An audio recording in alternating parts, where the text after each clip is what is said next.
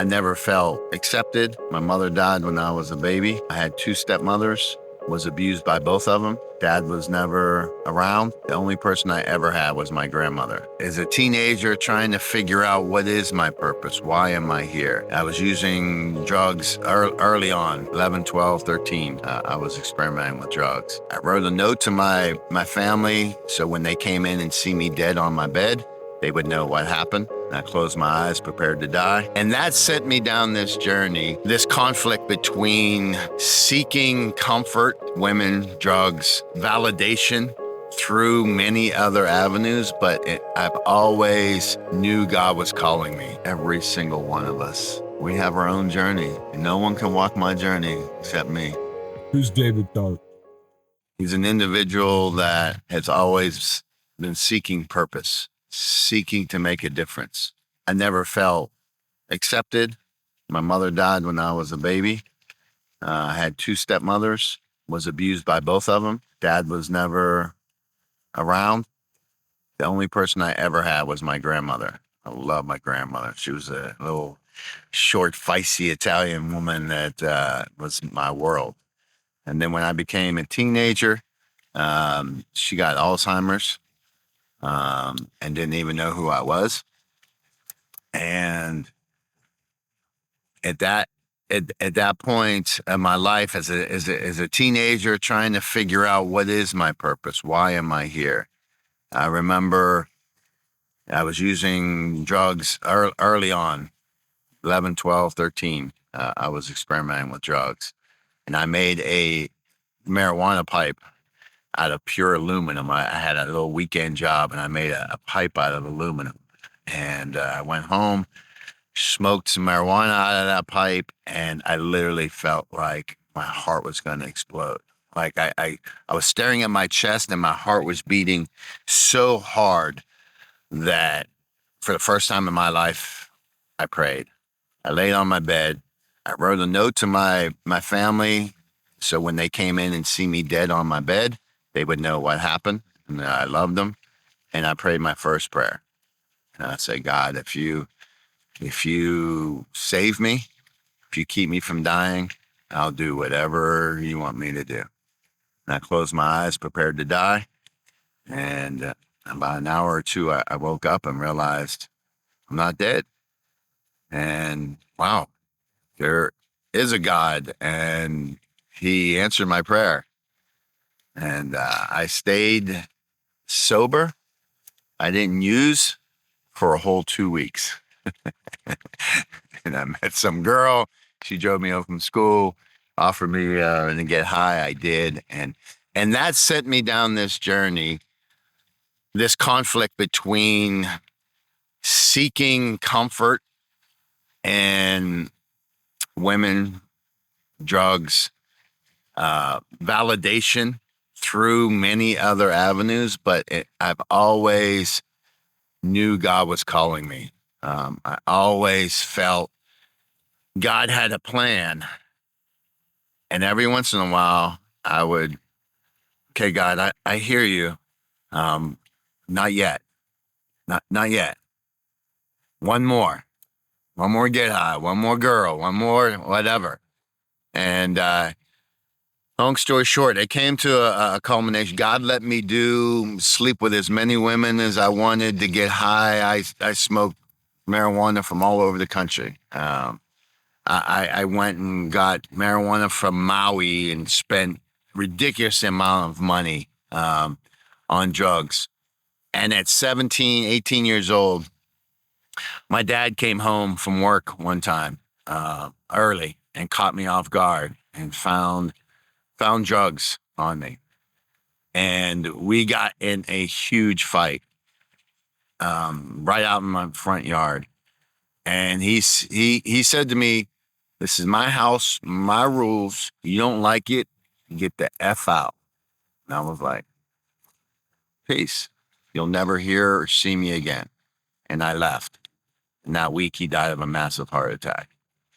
And I went from getting high and partying like I was the party animal of the crew to I got high all day, every day. As soon as I woke up, I got high. I got high all day and I passed out at night getting high and drunk. And I did that for a couple decades. Um, and as addiction is a disease of progression, it gets progressively worse. The consequences kept piling up, in and out of jail. Eventually, um, as I started, whenever I would have moments of clarity and sobriety, I would seek God. And the moment I relapsed, all that spirituality went out the window. And the last time, I literally lost everything. I was the chef of the best restaurant in Long Beach, had a house, a car, a Jeep with a rag top, living in Southern California, thinking from the outside, I'm living the life. 30 years old, I made it, I've arrived. But inside, I was hollow, empty, angry, so filled with anger. And it all came to a culmination within a week and a half period. I got fired from my job. My Jeep broke down. My wife threw me out of the house. I'm living out in the streets of LA with some dude named Bandit, OG, Eastside Longo, been shot 6 times. And I'm like, I'm trying to figure out like what's going on. And I was homeless for a couple months. And then I remember I applied for a restaurant job in Huntington Beach, and the restaurant overlooked the ocean, overlooked the Huntington Beach Pier. And I was like, I went to the interview, I crushed it. They offered me the job. I'm like, all right, I'm back on track. The day before I was about to start, I get a call from the corporate chef and they said, hey, your background came back. You know, you have warrants for your arrest in Pittsburgh. Can't hire you until you take care of those. And I was crushed.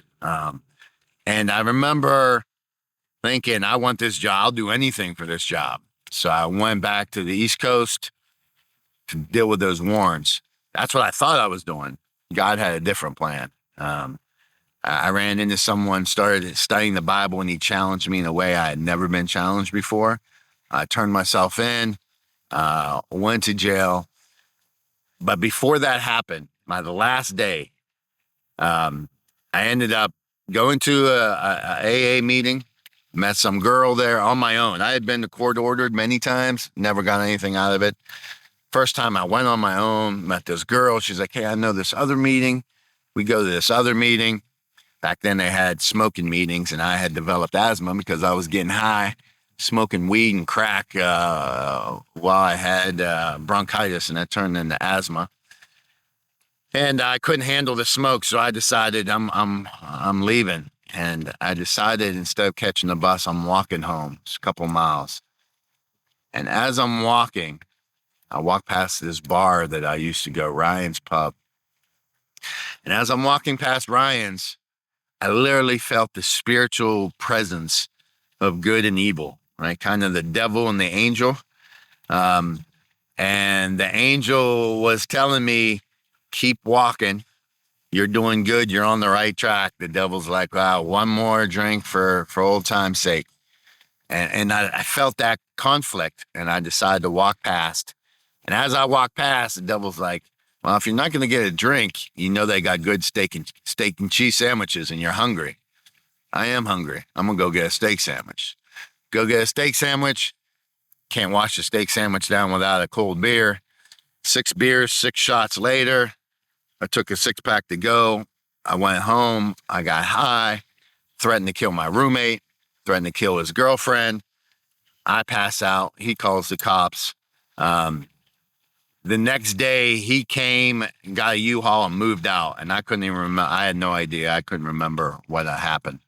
And I remember when I woke up, it was just my bottom. Like, I came back to the East Coast to take care of my legal problems, to get clean, and none of that's happening. And I prayed, just like that prayer I prayed years earlier. I prayed, God, I can't do this anymore. I said, if you take this away from me, I will go anywhere. I'll do anything. I will give up everything. But if you're not willing to take this away, take me out. I'm done. And as I prayed that prayer, I felt this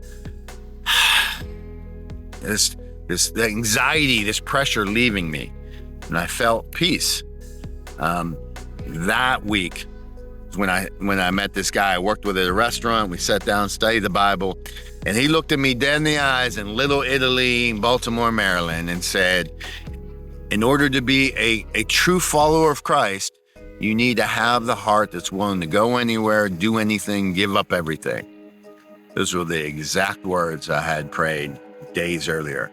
And I knew at that moment, without a doubt, God heard me, God was responding, and God was calling me to action.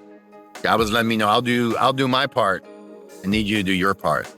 And that was May 30th of 1999. Just celebrated 25 years clean. God has radically transformed my life in so many ways. Ended up going back to school, got my degree in counseling, been able to help hundreds of people work through their addiction, mental health challenges. And for me, it's all about that connection spiritually. I believe we all have that hole, that longing spiritually, and we try to fill that hole with all kinds of things, sex, drugs, rock and roll, right? Whatever that is, but it's a broken cistern. It never satisfies and never meets that true need. The only way that need can get met is through Jesus Christ. And for me, that's my mission. That's my purpose, is to be able to present that in a way that's real, because I'm real, the struggle's real, but I have hope today. I have victory today because of Jesus.